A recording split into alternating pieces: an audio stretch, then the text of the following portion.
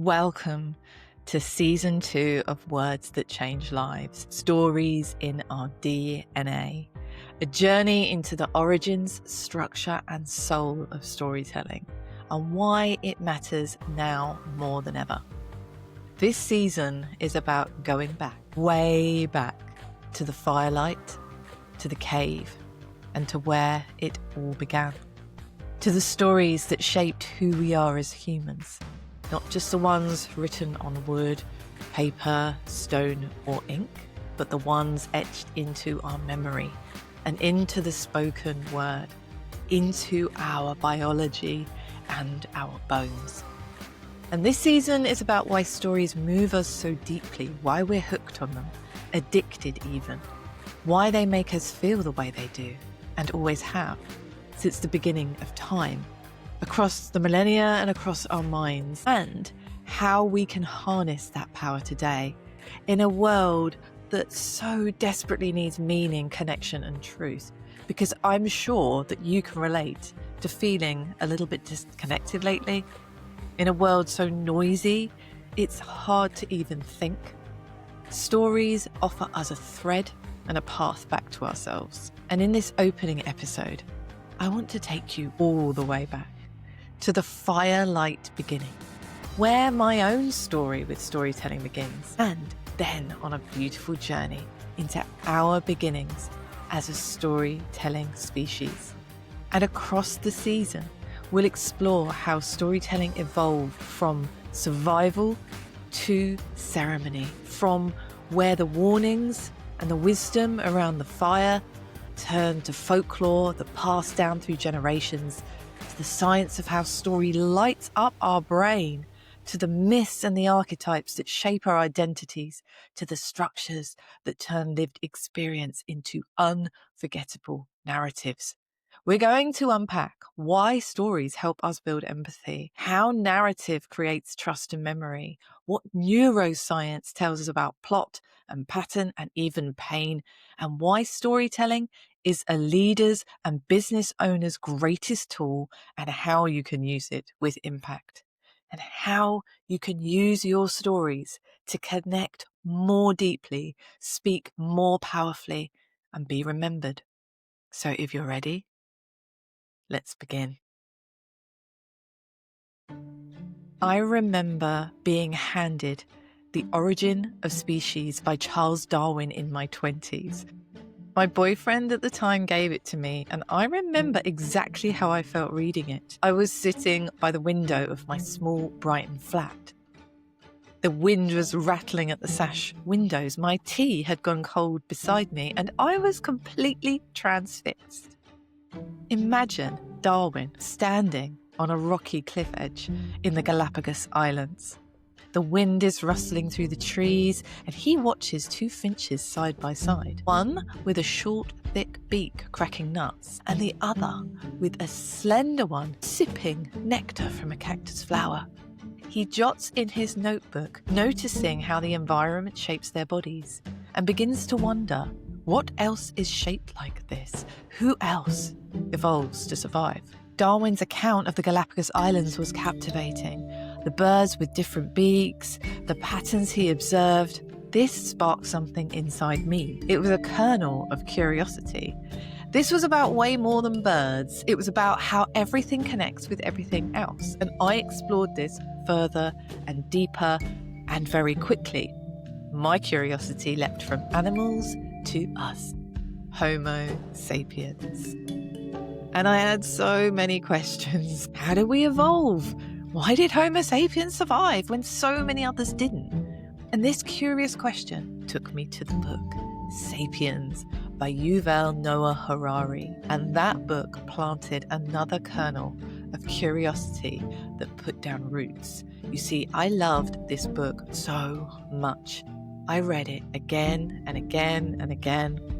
It's about our layered history, myth, ritual, behaviour, civilization, shared belief, and so much more. Did you know that there were over 6 species of hominins? Harari describes a world where the broad, stocky and hardy Homo Neanderthals roamed and their close cousins, the Denisovans, discovered in Siberia, Homo erectus, who lived for such an incredibly long amount of time, around 2 million years, and the first human species to migrate out of Africa. Then there was Homo habilis, the handyman, who was the first species widely associated with the production of stone tools. We had Homo floresiensis, the hobbit, a human species that lived on the island of Flores, Indonesia, and likely experienced island dwarfism. And more recently, Homo naledi, the starman, a small-brained species with long arms known for its presence in a remote cave system in South Africa. Picture this landscape. Groups of different types of hominins cuddled in trees. You've got others crafting spears, others painting on cave walls, and us, Homo sapiens, known for our high brain case and our chin, taking the long journey out of Africa, they say, although speculative, around 60,000 years ago, navigating different climates and landscapes, mating with other species to take on their hardy traits, weaving stories to bring hundreds together under one shared belief. And we didn't just outlive all those others because we were merely stronger. We outlived them all because we could cooperate flexibly in large groups. We could communicate and collaborate and work together. And storytelling, it was absolutely key to that. And at the same time as I was diving into these texts, I was deep in my Open University degree. I was studying evolutionary psychology as part of my psychology degree, and I was fascinated by the modules on natural and sexual selection. At night, after long days in my leadership development role, I would pore over theories on mating, competition, and survival, and what traits lent themselves to survival over time. And meanwhile, in my day job, I was training in business psychology. I was using psychometric tools like the Hogan Development Survey, which looks at the dark side of personality, and I still use that today. And I was fascinated by how traits like boldness and cautiousness, helpful in some contexts, could completely derail someone's career in others. And it emerged, and I realized through theory and practice, these behaviors are not random. They didn't just appear. They are so ancient. Everything we're seeing in the boardroom and the office and in our business dialogue today, it's evolutionary wiring. It's playing out for all to see, plain as day. Now, we are monkeys in suits with a strategy. While I was helping others become more effective communicators, I was losing my own voice. Just before maternity leave, I was confidently training executive boards at Legal & General, but when I returned, something had shifted. Standing in a meeting room full of suited people, I'd feel heat rising and the crimson creeping up my neck in anticipation of being in the spotlight, of when they all turned to me and asked for my update. I had sweaty palms, my heart thudding. I'd plan escape routes in my head, out of the room, down the stairwell, and into the fresh gulping air. And in these meetings, I'd duck out into the loo, praying no one would ask me to speak, feeling sick to my stomach. What had happened to me? This wasn't just shyness creeping up from childhood. It was a real, palpable fear. And it really made me question, why does this happen? To so many of us, where does this fear come from? And that's when I found out about glossophobia, the fear of public speaking. But more importantly, I learned why it exists. You see, we didn't evolve to speak in front of strangers. Our ancestors lived in groups of 100 to 150 people, and that was the sweet spot for safety and cooperation. To stand out in front of the group, to take up space, to be seen, was dangerous. Imagine you're part of a tight-knit tribe. You're huddled around a fire in a far-off ancient cave, and the elder is sharing a sacred story. But you giggle with your friend, and the elder turns sharply. You're asked to step into the circle and explain yourself. Suddenly all the eyes are on you. One wrong word and you risk losing trust, status, and safety. And shame in ancient times could mean exile. Exile meant death. So that fear, that sweaty palm, sick to your stomach fear, it's an evolutionary trait, a protective instinct. And for a while there, I let it win. I ran away. I left my job. I hid. I told myself I was done. I would never, ever stand up in front of a room full of people again. But that wasn't the end. And I'm so glad it wasn't. I started therapy. I remember telling my therapist, I've lost my career. And he looked at me and he said, you are capable of far more than you see yourself now. And something big really shifted in that moment. And so I started to write, pen to paper, pages and pages. I let it all flow out. My story began to take shape. The simple story of a corporate woman who became a mum and thought she'd lost everything. But I realised it was all still there, just a bit buried under some stuff. And mostly that stuff was ancient fear. And what brought it back? Storytelling. I made myself a promise. I would stand on a TEDx stage and I would share that story, even if I was terrified, especially if I was terrified. And I did it. And on the other side of that fear, loads, fun, joy, clarity, achievement, confidence. It was story that saved me. Jonathan Gottschall, in The Storytelling Animal, says we are addicted to story.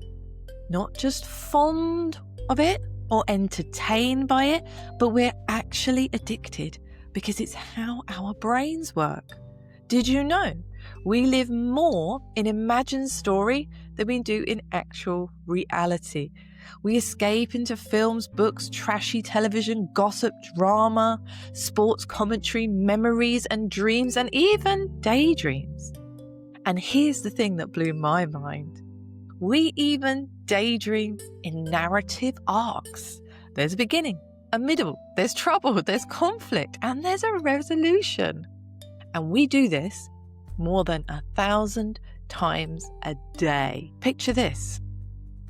You're walking to the train, and suddenly you spot someone walking towards you. It's your old manager, the one who undervalued you, talked over you and took credit for your ideas, and your brain kicks into gear. You imagine the conversation you could have, what you'll say, all the things you never got to say before, how you'll finally stand up for yourself and telling exactly what's what. They hear you, accept and own their part, and the beef is squashed. Or you walk off triumphant.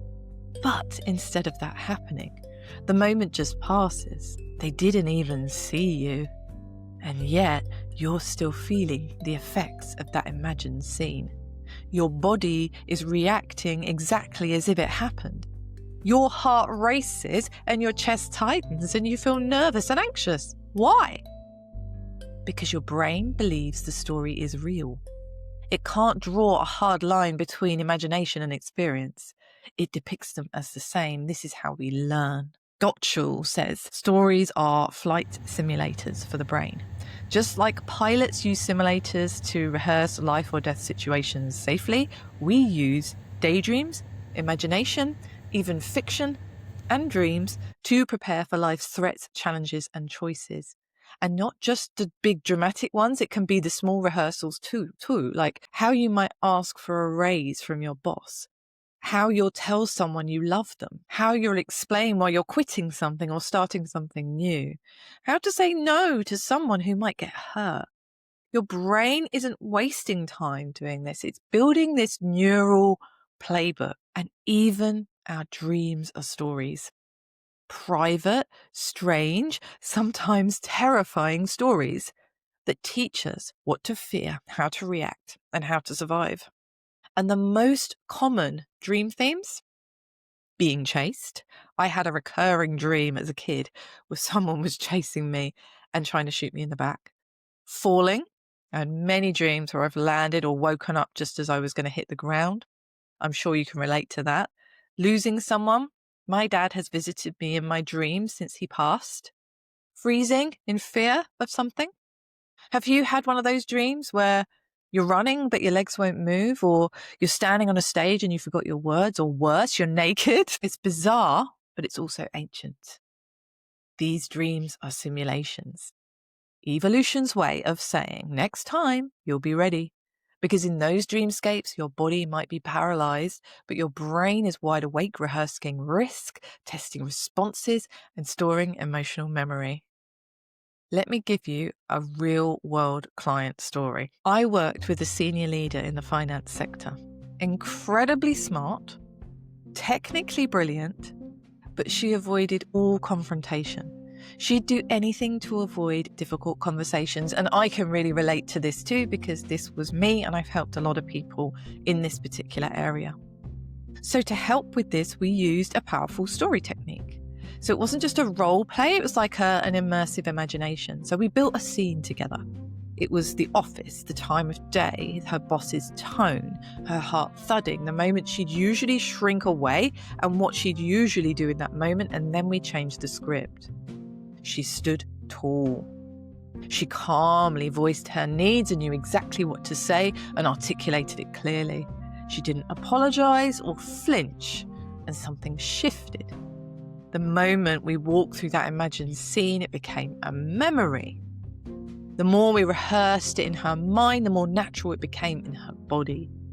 And when the real conversation came, she delivered it with clarity and calmness and confidence, because in her mind, she'd already lived it. And that, my friends, is the power of story. And it's not just daydreams or dreams. Our brains do something even more remarkable. They make stories out of randomness. They fill in blanks and invent patterns, because we need to create meaning where there is none. And this is what Gottschall calls the storytelling mind. We're constantly stitching world and work together with a narrative thread. Think about déjà vu, that jolt of I've been here before. Often your brain is recognizing similar story cues and patching them together like a quilt, trying to create continuity, trying to give you a beginning, a middle, and an end, even if there's no data or a clear reason. We all long for coherence and meaning, because story doesn't just help us understand the world. We have to feel safe within that world. And stories tell us there's a pattern here, there's a purpose, there's a reason why this happened. Even when the truth is messy, story gives us something to hold onto. And maybe the best metaphor of all is the campfire. The campfire was our first cinema, a flickering circle of light in a dark, dangerous world. The place we sat shoulder to shoulder, eating, resting, and learning. And as the embers glowed, a voice would rise, a tale would begin of the hunt and the gods and the stars, of love, of monsters. Yes, this was entertainment, but it was also about survival. And stories held the knowledge of the tribe and the tribe's rules and the warnings and the wisdom that got passed down through generations.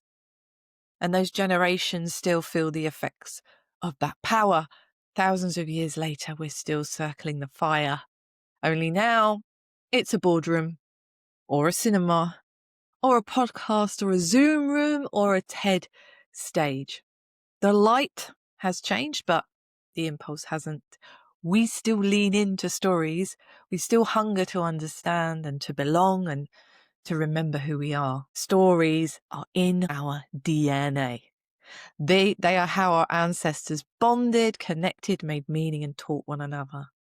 Let's imagine we're back in that cave again. A child is sitting cross-legged near the fire, eyes wide as an elder shares a warning. Never eat the berries from the red bush that grow near the river bend, because once, long ago, someone did, and they never came back. They passed down this wisdom through the generations. What do we eat? Where do we hunt? How do we read the stars? When are the storms coming? How do we stay safe? Ultimately, how do we survive? Because before we could write, we spoke. We told stories and we remembered. Stories are rich tapestries. They're our first history books. And even now, in a world of rapid change, our story skills remain. They are how we bond, we teach, lead, inspire, and most importantly, make meaning. And in my work today, with shy speakers or ambitious leaders or scattered teams, I use story to build bridges, confidence, and connection. I once coached a leader who really struggled to connect with their team. Facts and figures fell completely flat, and so they needed my help to raise their game. When he shared a childhood story about his grandfather's resilience, suddenly the team leaned in, they connected, the story opened hearts, and from that moment, things changed. Trust was built, bonds were made from something so simple, yet so ancient an impact. From the firelight beginning to the boardroom, from the ancient cave to the podcast mic. Storytelling is how we make sense of ourselves and how we help others feel seen, heard, and understood. That's why I love storytelling. And that's why I believe it can change lives. In the episodes ahead, we'll seek inspiration from folklorists, scientists, leaders, and modern day storytellers. We'll explore ancient myths, neuroscience, and narrative structure, and how that classic hero's journey still lives in our meetings, our pitches, and our everyday conversations. We are going to explore how to harness story, not just to entertain people, but to connect, to inspire, and to influence others. So, join me. Step into the firelight. This is Stories in Our DNA. And if you enjoyed this episode, please hit subscribe and share. I'm on a mission to help as many people harness the power of their stories and words to change lives for the better.